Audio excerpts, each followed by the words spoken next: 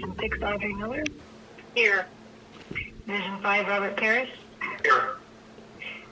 Division 4, George Lane. Present. I think your button might be unmuted. Division 1, Shelley Forcible. Here. Division 3, Frank Donato. Here. Division 2, Keith Dias. Here. Dwayne Chisam. Here. Sullivan Kim. Here. And Holly, who's present. Thank you. Item 3, adoption of agenda. Do I have a motion? Mr. President, that's Rob. I will move to adopt the agenda. Thank you. This is Shelley. I'll second. Thank you.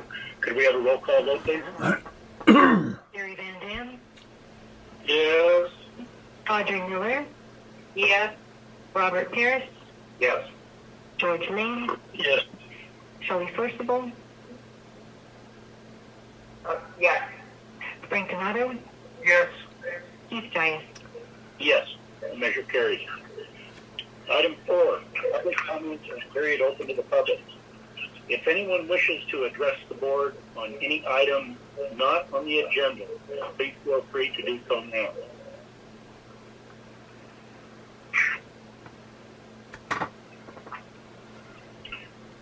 Hearing none, we'll move on to 4A. You are unmuted. If any member of the public wishes to introduce themselves, please feel free to do so now. Vincent Dino. Hi, Go ahead. this is John Joyce reporting for various outlying communities. Thank you, John. This is Jack Cephas, White Fence Farms 3. Hi, Jack. John Ukestead, White Fence Farms 1 and 2. Hello, John. Vincent Dino, Palmdale Water District. We got you, Vincent. Thank you. Thank you. Anyone else? Item 5, consent calendar. Do I have a motion to approve the consent calendar? So moved, Mr. President. Thank you, George. Well, this is Director Miller. I'll second. Thank you, Audrey. Could we have a roll call vote, please? Gary Van Dam. Yes. Audrey Miller. Yes. Robert Paris. Yes. George Lane. Yes. Shelley Forcible. Yes. Frank Donato. Yes. Keith Dias. Yes, so the measure carries. Thank you. Item 6A, Finance Committee. Committee Chairman Donato, do you have a report?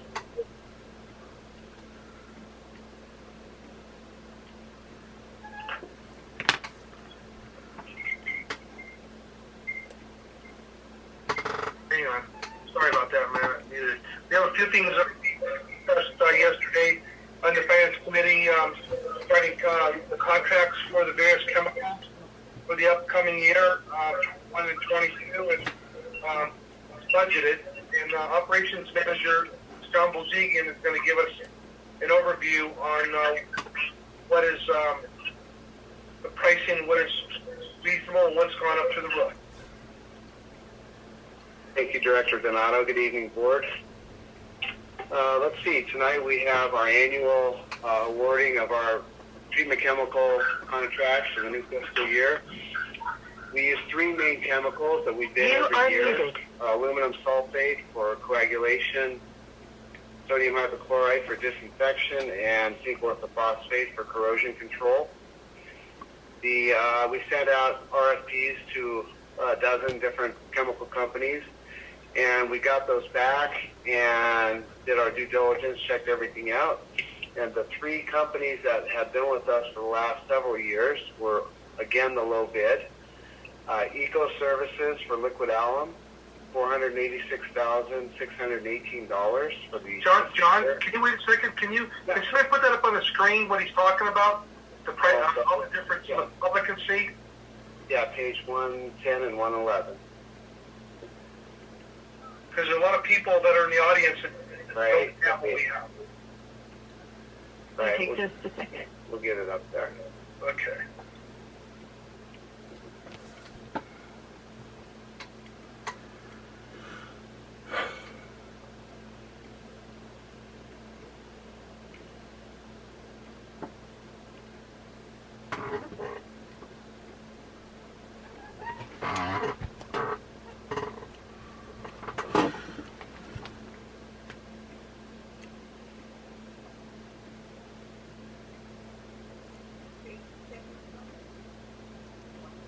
One 10 and 111. I think that's too far. Okay. So you want the... There we go. Yeah, we can go up a little, Holly. Well, that's a good one. Right there. Okay. So, again, the three companies that have been with us for the last few years did get the low bid. And that's always good for continuity for supply because they know how we work, they know our hours of operation, and it makes for a lot smoother operation, of course.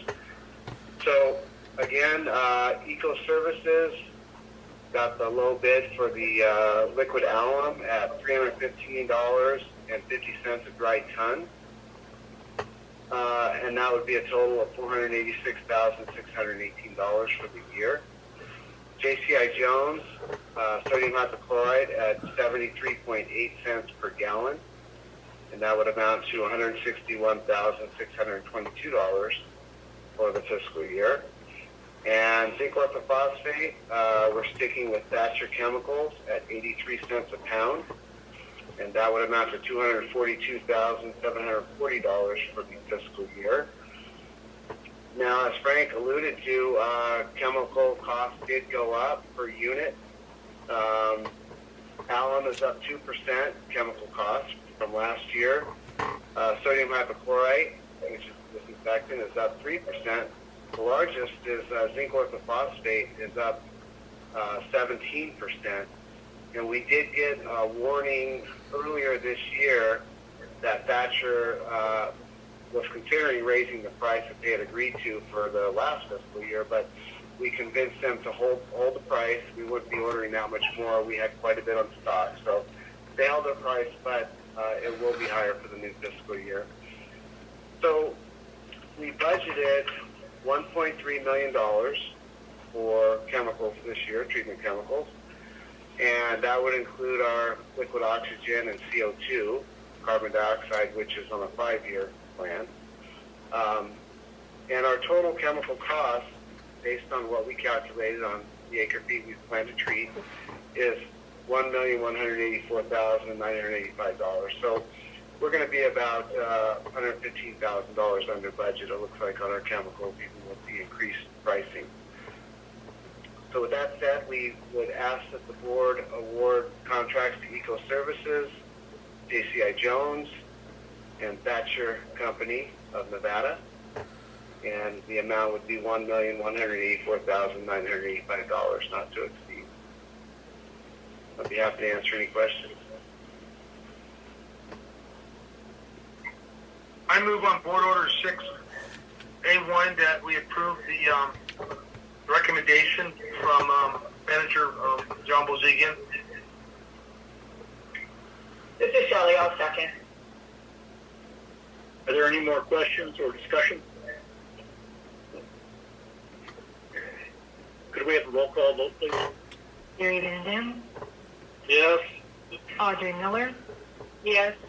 Robert Harris, Yes. George Lane, Yes. Shelley Forcible, Yes. Frank Donato, Yes. Yes. Measure carries. Thank you. That concludes my report. Thank you. Good report, Chairman Donato. Item 7, General Manager's report. Dwayne? Yes. I'll cue that up.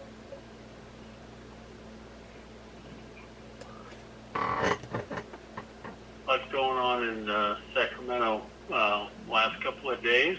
We'll be able to provide some information with regards to that. As far as state weather goes, there really is no rain anticipated anticipated in our service area that we're anticipating during this next period. So there's no drought relief in sight. Here's our graph that we've utilized, which I think shows our problem. Blue lines are average amounts of rainfall that we would anticipate, and the gold lines here are what we actually received, with the exception of January that was close. The rest of the months have been very small in comparison to the average, and you can see that there's no miracle in May. So we got zero there in May, and nothing on the horizon that would anticipate things changing much.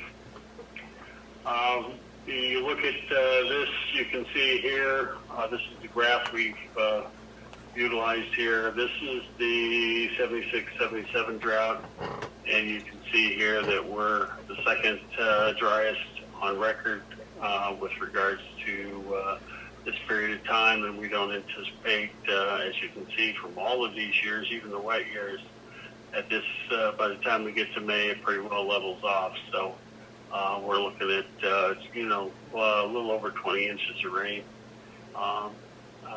for the total. Results of that is that we're in drought, and here's a drought monitoring, and you can see that the red is the extreme drought, and even this area brown is exceptional drought, and everything else is in limited drought, but pretty much with the exception of the San Diego area, it's everything's in some form of drought condition, and that will worsen as the summer comes. I have a question on that. It's kind of interesting because it probably does not much more water down south. Is that because they get water from the State Water Project and the Colorado River down there? I mean, what do they classify as a drought? I thought drought was measured by our reservoirs. Yeah, I think the drought for San Diego, for the most part, has to do with the moisture, and I think they got some moisture that came up from Mexico and dropped in that, that Imperial Valley region there, San Diego County. But this isn't necessarily. This has to do with hydrologic or meteorological drought. In other words, there hasn't been any rain or actually penetrating the ground per se. We'll get into some of the issues with the reservoirs and delivery of water, the State Water Project, and others as we go through in the report here. But I think to answer your question, I think they had a little bit of moisture come up, subtropical moisture come up into San Diego County. That's why they're in a minusculely better shape. San Diego County primarily is a rock and doesn't have much of a groundwater basin. So, I don't think it really helps them tremendously because almost all their water is imported. Thank you.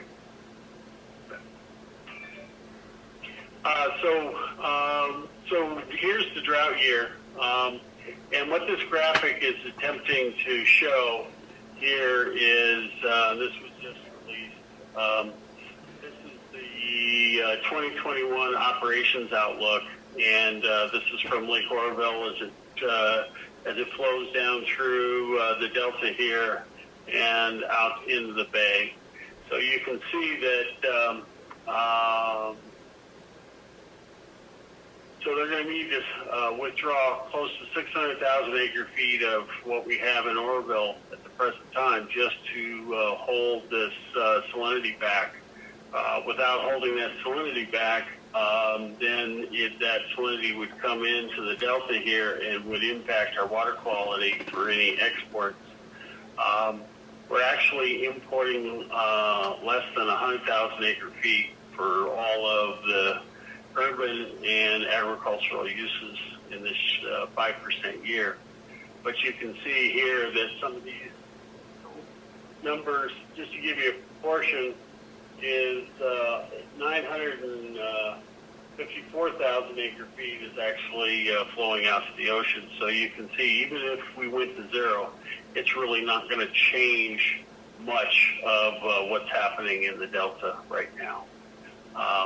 So one of the results of this very low, we had a snow melt in this area. It came in early, but there was very little runoff from all the snow that was in the Lake Oroville area, and consequently, there's a very low amount of water in Lake Oroville, and they're trying to hold a certain amount of water in Lake Oroville for the summer months for electrical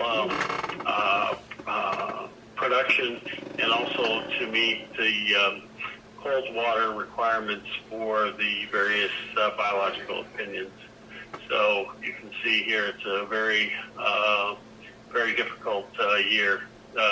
You can see here's some of the reservoir levels. You can see we're going to be less than 900,000 acre feet they're projecting by the fall, which really makes it difficult for next year. Next year is really going to be when things are going to get really critical if we have another really dry year. So anyway, hopefully this helps. Is there any questions with regards to the current situation with regards to the drought?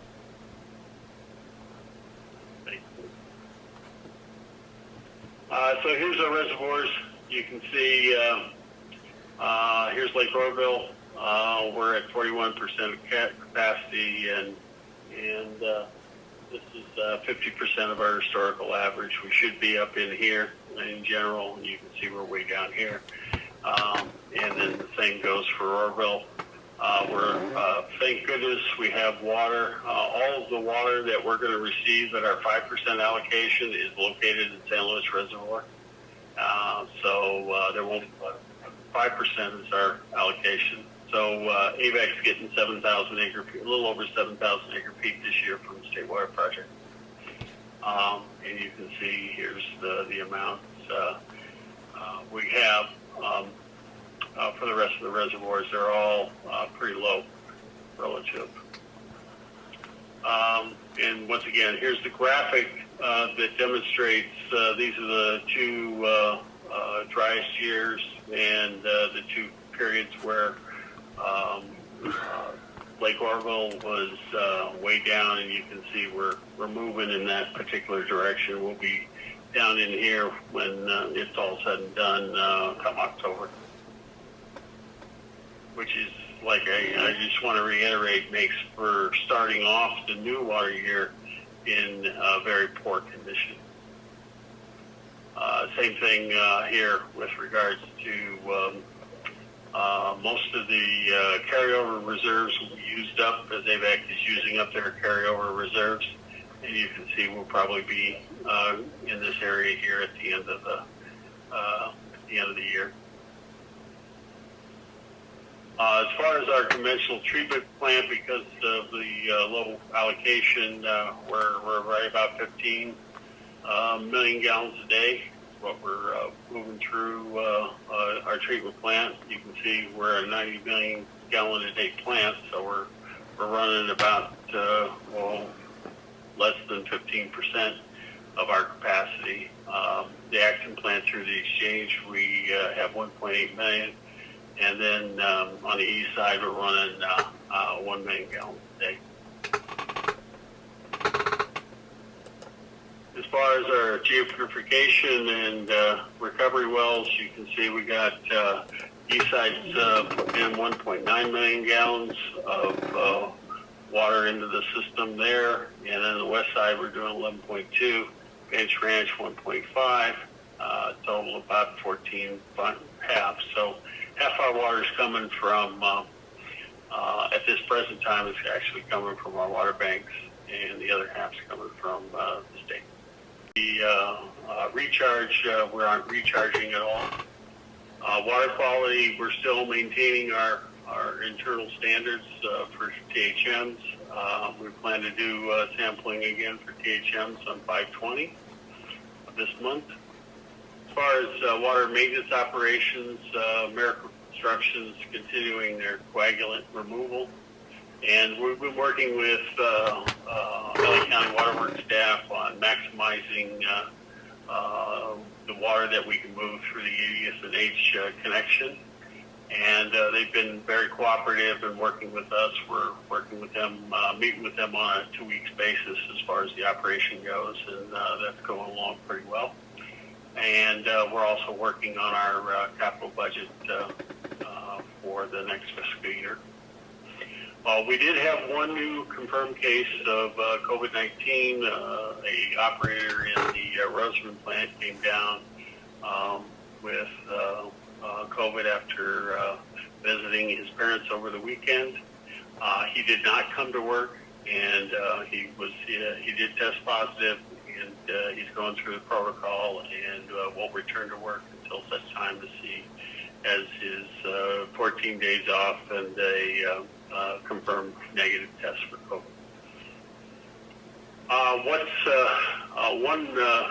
One action that has occurred in the last few days is we've had the state water contractors ask for a list of projects that could be included in a state bill to fund projects that will add water into the system to help curtail some of the drought impacts.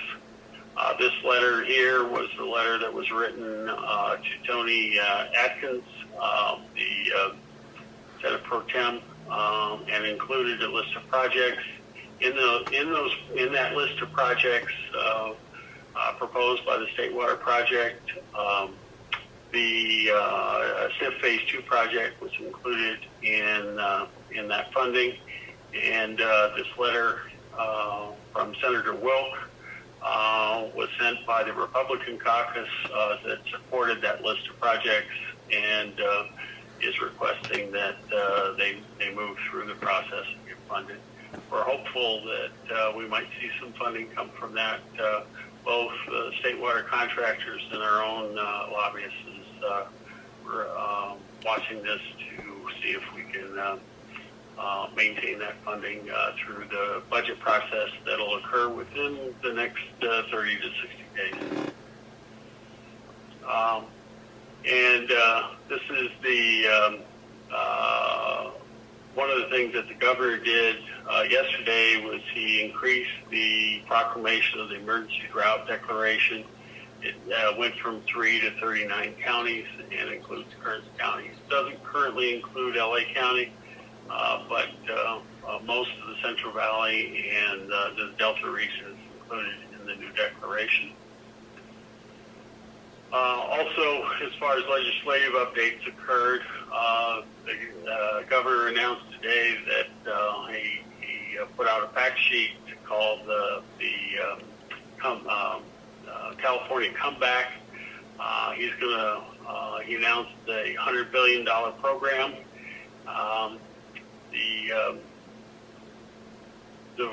California now has a $75.7 billion surplus, and as you can see, they're planning on spending most of that.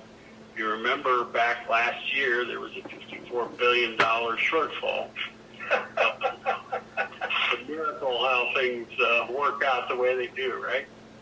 So, they're going to put $11.9 billion in tax rebates for people earning under $75,000 a year.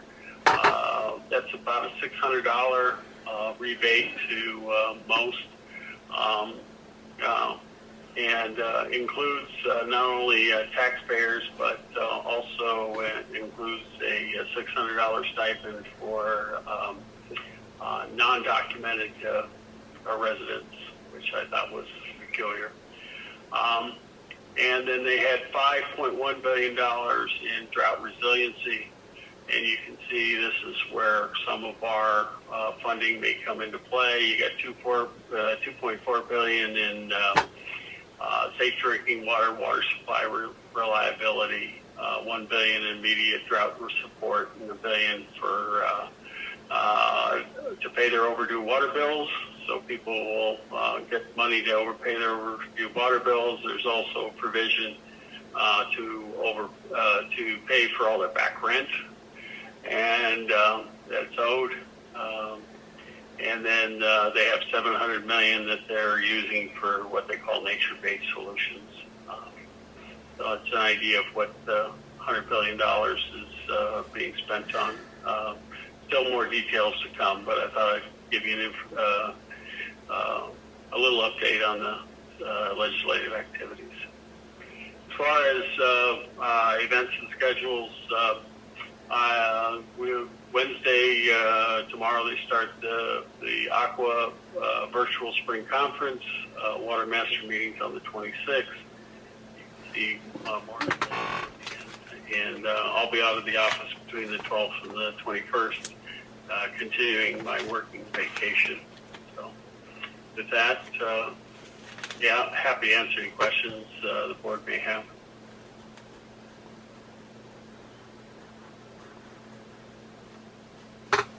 Are there any questions for our general manager? Hearing none, we'll move along to item A, directors' reports. Do any of the directors have reports they'd like to present to the rest of the board?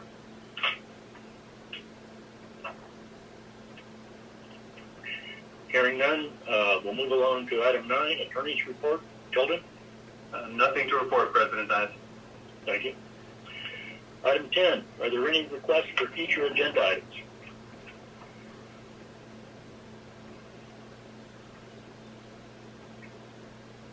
If there are none, then do we have a reason to go into closed session tonight, Dwayne?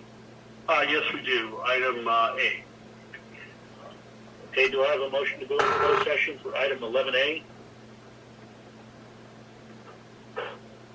So moved. This is Shelley. Thanks, Shelley. I'll second it, Frank. Thank you. Roll call vote, please. Barry Van Dorn, Yes. Audrey Miller, Yes. Robert Parris, Yes. George Lane, Yes. Shelley Sourceable, Yes. Frank Donato, Yes. Keith Dias. Yes, the measure passes, and we will go into closed session as soon as Holly can switch us over. Thank you.